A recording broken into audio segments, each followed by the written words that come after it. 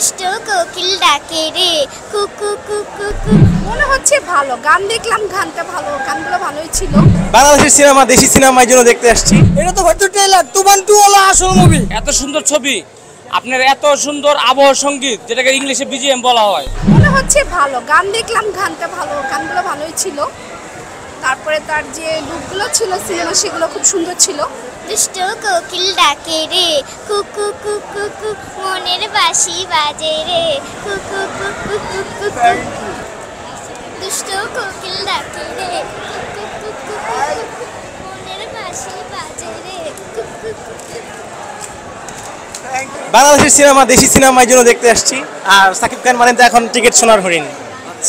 তারপরে কষ্টে সমস্যা হয়েছে, তারপর পাইছি ইনশাআল্লাহ ভালো ভালো। তুফান 2 আসছে, আপনারা রেডি থাকেন তুফান 2 দেখার জন্য। এটা তো মাত্র ট্রেলার, এটা কিছুই না।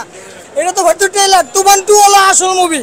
দেখার জন্য সবাই প্রস্তুত থাকেন। তুফান 2 কি করে, কোন স্টাইলে যায় তুফান 2, দেখতে থাকেন। এটা কেজিএফ বলেন, পুষ্পা বলেন, আপনার বাহুবলী বলেন, ঠিক আছে, আর বলেন, ঠিক আছে। এটা হলো আমাদের কিং খানের তুফান, ঠিক আছে। এত সুন্দর ছবি, আপনার এত সুন্দর আবহ সঙ্গীত, যেটাকে ইংলিশে বিজিএম বলা হয়, ঠিক আছে। আবহ সঙ্গীত, ক্যামেরা চিত্রায়ন, এমন ছবির গাঁথনি সুন্দর করে মানে একদম মেকিং করা, প্রত্যেকটা সেক্টরে প্রত্যেকটা অভিনেতা মানে ফার্স্ট ক্লাস, 100-তে 100 এ গ্রেড দিছে।